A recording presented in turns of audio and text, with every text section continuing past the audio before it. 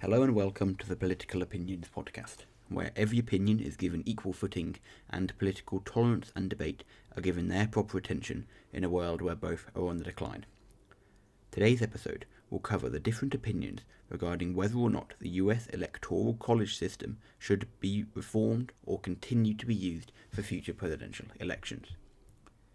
The US Electoral College is a very complicated system, but in a nutshell, it involves each state having a set number of electoral voters proportional to its population plus 2. It is these electoral college voters who actually decide the next president and will cast their votes this year on December 14th.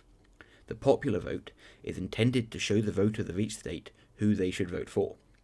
If a candidate gets the most votes in a state, then it is likely that the majority of electoral voters will select that candidate, and whichever candidate gets the most electoral votes will win all of the votes for that state.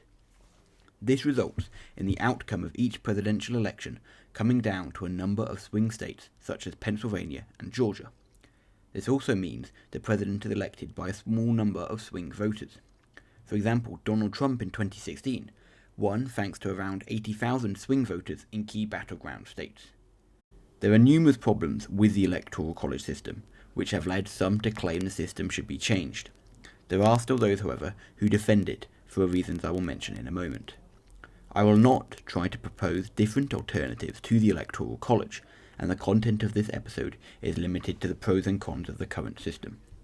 The aim of this episode will not be to try and argue for or against the Electoral College system, but rather to highlight the different opinions regarding it and provide a comparison between them. I will begin with the arguments that the Electoral College is bad, followed by the arguments that it is good, with a comparison at the end.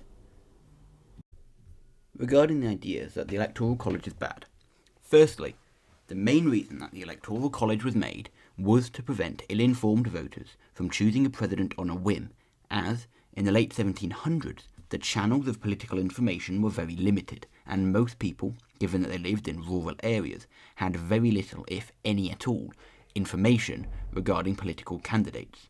As such, the Electoral College was made to ensure that those choosing the president were educated and informed on the issue. This is not the case, however, anymore, and almost all voters have easy access to political information. Furthermore, Electoral College voters vote the same way as states, so why have them at all? Essentially the idea that the system is outdated.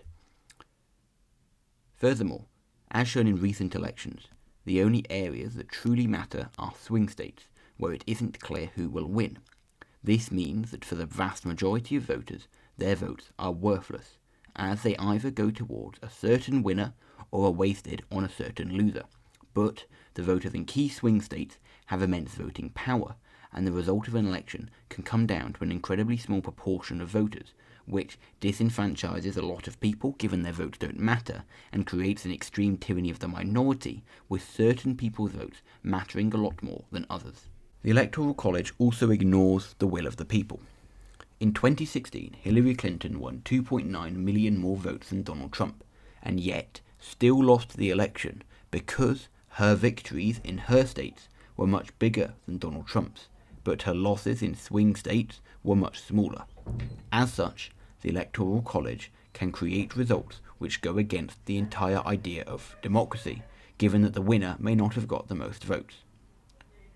Some people may also feel left out of the entire political process, as if they are in an area where the winner is known well in advance, there will be no campaigning directed towards them because it is a waste of time.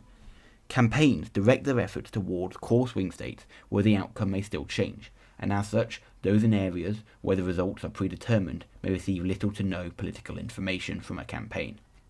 And finally, the Electoral College poses a risk to the integrity of democracy, as there is always the factor that electors may vote against what a state populace have decided, and could usurp the popular will. So there is always a risk and a fear to some that democracy is in threat from the system. Regarding the argument that the Electoral College is good, firstly, the founding fathers of the USA created the Electoral College to prevent ill-informed voters from making decisions that could result in a president who would be bad for the country. Using electors ensures the people who vote for the president are the best educated and informed on the issue. It can also prevent tyranny of the majority and populist leaders who are harmful to America from being elected.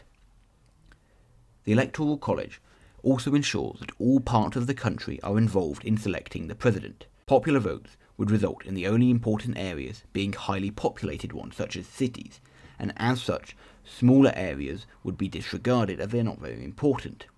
The Electoral College means that candidates need support from multiple regions of the country, and as such, they build campaigns up with a national focus, meaning the winner better serves the interests of the entire country rather than cities and ignoring rural areas, and prevent small towns from being marginalised.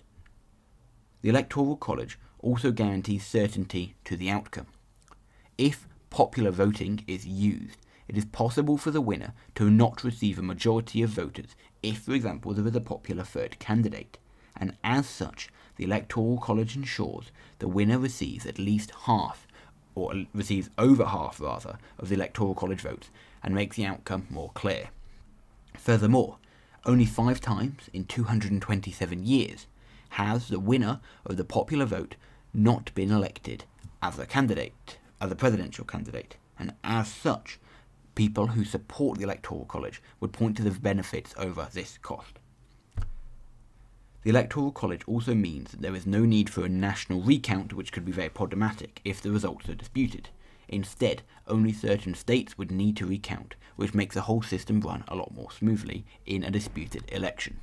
Finally, the Electoral College provides states with a strong degree of power against the federal government and helps maintain a balance of power which prevents a populist president from becoming too powerful. Moving on now to a comparison. On the idea of small states, those who oppose the Electoral College would argue that it gives small states too much power to decide the results of an election.